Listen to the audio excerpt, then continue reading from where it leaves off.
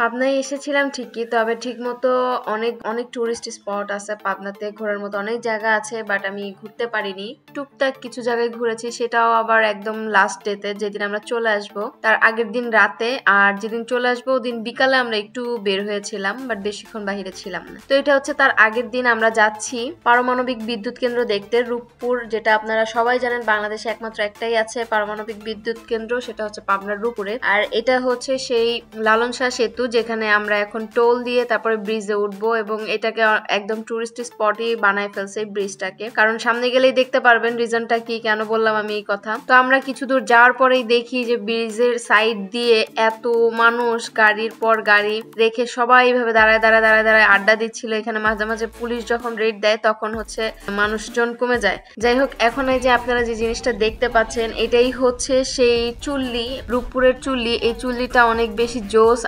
আমার কাছে স্পেসশিপ মনে হচ্ছিল। আমি বারবার একটা কথাই বলতেছিলাম যে স্পেস তো দেখা যাচ্ছে না। সত্যি কথা সঞ্জু, বিকালে যদি আসতা। এটা হচ্ছে পদ্মা নদী। নরমাল চোখে দেখলে এরকম বড় বড়ই লাগে, মানে মনে হচ্ছে জিনিসটা ভাসতেছে, তার মধ্যে হালকা কুয়াশা ছিল। আমরা ব্রিজের উপর বেশিক্ষণ দাঁড়াইনি, অল্প কিছুক্ষণ দেখে তারপরে হচ্ছে আমরা আবার এখন রওনা দিয়েছি। সেটা হচ্ছে আমরা এখন যাব রাশিয়ান সিটির দিকে। আমরা এখন ব্রিজের উপর আছি, আর ব্রিজের ভিউটা অনেক বেশি সুন্দর লাগছিল আমার কাছে। আমি আসলে এখানে এসেছিলাম মূলত বিয়ের অনুষ্ঠানে, তাই ওরকম ঘোরার সুযোগ পাইনি, এবং পাবনার আরো অনেক সুন্দর সুন্দর জায়গা আছে যেগুলো আমি আসলে দেখতে পারিনি। যাওয়ারও পসিবল ছিল না, কারণ যেহেতু বিয়ে বাড়ি, সবাই অনেক ব্যস্ত ছিল, টুকটাক সবকিছু মিলে অনেক ব্যস্ততা ছিল, তো এই সবকিছু মিলে আর যাওয়া হয়নি। তো এখন আমরা এই যে টোল দিয়ে আবার ব্যাক করছি, এখন যাব আমরা রাশিয়ান সিটির দিকে। তো এই 2-3টা জায়গায় আমার মোটামুটি দেখা হয়েছে রাশিয়ান সিটিটা। তো রাশিয়ান সিটি যেটা আমি বলছি, রাশিয়ান সিটির কথা, এটা তো সবাই কম বেশি জানে, কারণ এটা যখন প্রথম হয়েছিল তখন ইউটিউবে প্রচুর, ইউটিউব ফেসবুক অনেক ভাইরাল ছিল বিষয়টা। আর জিনিসগুলো আসলে অনেক বেশি ইন্টারেস্টেড ছিল, কারণ হচ্ছে এখানে যে আলু পেঁয়াজের দোকানদাররা ছিল তারা পর্যন্ত রাশিয়ান ভাষা বলতে পারে।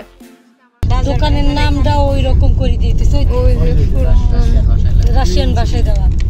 এখন আমরা আছি সেই বিখ্যাত আশ্রমে, শ্রী শ্রী অনুকূল চন্দ্রের যে আশ্রমটা, এখানে আমরা এসেছি। আমার প্রত্যেকটা জায়গায় যাওয়াই হয়েছে একদম সন্ধ্যার দিকে, তাই সবগুলো ভিডিও ক্লিপে আপনারা সুন্দর ভিউ দেখতে পাচ্ছেন। এই যে হচ্ছে সেই মন্দিরটার, এটা আমার কাছে খুবই জোস লাগছে দেখতে, এত সুন্দর লাইটিং করা ছিল। তো আমি এই যে আস্তে আস্তে দেখতে দেখতে আগাচ্ছিলাম। এই যে আপনাদের এখানে একটু কিছু দেখাই, এখানে কিছু একটা লেখা আছে, যদিও তাদের ভাষা আমি বুঝি না আর এটা পড়তেও পারতেছিলাম না। তো এখন আমরা যাচ্ছি, আমাদের ঘোরাফেরা শেষ। তো এতটুকুই আপনাদেরকে আমি দেখাচ্ছি, কারণ হচ্ছে আমি বেশি ঘুরতে পারি নাই। তো যতটুকু আমি ক্লিপ নিয়েছি এতটুকু আপনাদের সাথে শেয়ার করছি। আজকে আমরা রওনা দিয়েছি রাতে করে। তো আজকের মতো আপনার ব্লগটা এখানেই শেষ করছি। আপনারা 3টা পার্ট দেখেছেন, তো এটা হচ্ছে লাস্ট পার্ট। আশা করছি নেক্সট কোনো ভিডিওতে আবার দেখা হবে। ততক্ষণ পর্যন্ত ভালো থাকবেন, সুস্থ থাকবেন। আল্লাহ হাফেজ।